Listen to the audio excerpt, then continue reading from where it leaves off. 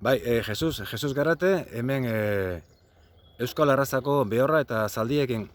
Esplikatuko zenidake apurtxo batean zein dan zaldi hau enoz jaioak ziren eta geho ze prozesu jarraituko onduten?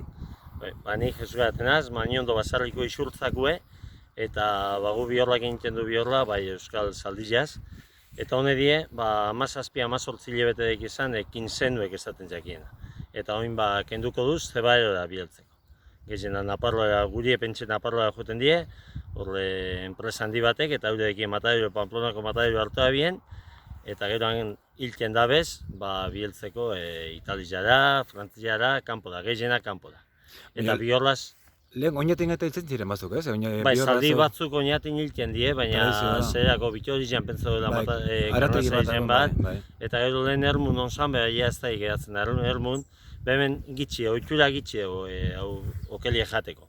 Bere zaragi zandu dela esaten dabez, tratamentu eta ezinleziak sartu behin, baina ez dugu kostumbrarik jateko gitxi. Zaldizia egiten dana da, guk egiten dune da, maietza edo aprile maietza hor jaioten dira umak, eta zerien desteta egiten duz. Oin, oturrein, urlizen, desteta egiten duz, eta ja hemen ibiltzen duz urte bete. Eta oin, urte bete pasaute gero, 17-18 hilabeteaz, saltzen duz zebaadera horrena. Bai.